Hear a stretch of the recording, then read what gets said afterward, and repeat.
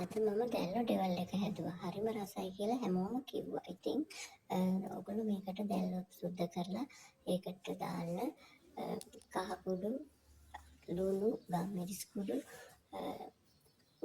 දාලා චුට්ටක් අත ගාලා පැත්තකින් තියන්න. මාළු මිරිස්, කොත්තමල්ලි කොළ,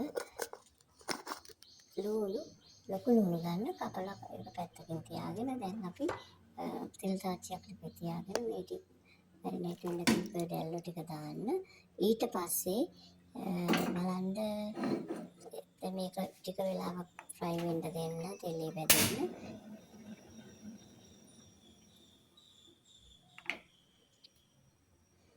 ඒකම දැන් පේනවනේ ටිකක් දැන් දුඹුරු පෑ ගතිය වෙනවා.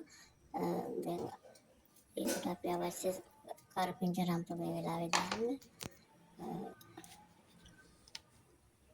ඉතින් කලවම් කරන්න මද ගින්නේ තියන්න අඩු ගින්දරේ. එතකොට දැල්ල ටික හොඳින් තැම්බෙනවා. දැන් මිරිස් කුඩු, කෑලි මිරිස් කුඩු චුට්ටක් ඉස්සම ගොඩක් රසයක් එනවා. ඒ නිසා දැන් මේ වෙලාවේ දාන්න කෑලි මිරිස් කුඩු.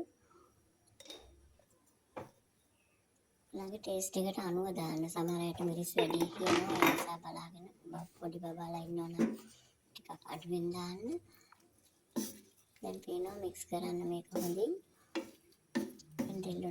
දැල්ල ටික හොඳින් තැම්බීගෙන පාට වෙනස් වෙනව නේද? ඒ වගේම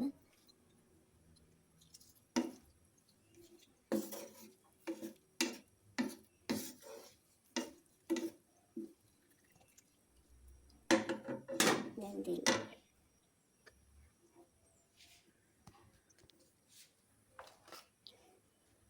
ටික වෙලාවක් මදකින් තැම්බෙන්න අරින්න මේ වගේ. ඊට පස්සේ අපි දැන් දැල්ල සෝස් දාන වෙලාව. දැන් ටොමැටෝ සෝස් ඒක දාන්න චුට්ටක්. ඊට පස්සේ ඒක ටික වෙලාවක් මික්ස් කරගන්න.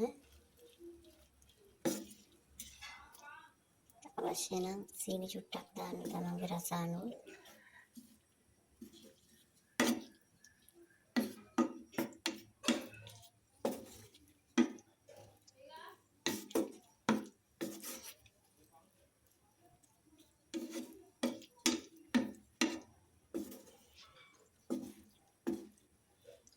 හොඳින් මික්ස් කරන්න.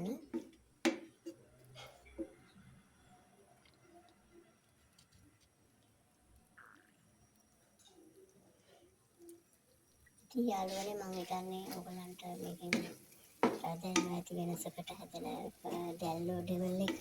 ඉතින් මම මාගේ channel එක subscribe කරලා comment තියනවා නම් දහන්න මම කැමතියි. අඩුපාඩු මොනවද කියලා. නැත්නම් මීට වඩා ඔයගොල්ලෝ හොඳට දන්නවත් ඇති. මම මේ නොදන්න අලුත් අයටත් දෙයක් ගන්න පුළුවන් වෙන විදිහට තමයි මම ටෙස්ට් කරලා තමයි ඔයගලන්ට වීඩියෝස් දාන්නේ. ඉදිරියට ලස්සන වීඩියෝස් ගන්න බලාපොරොත්තු වෙනවා. ඉතින් දැන් ලුණු කුඩු අවශ්‍ය පමණට දාන්න තමන්ට ඔන් ටෙස්ට් එක විදිහට. දැන් අවසානයි දැල්ලෝ ඩෙවල් එක.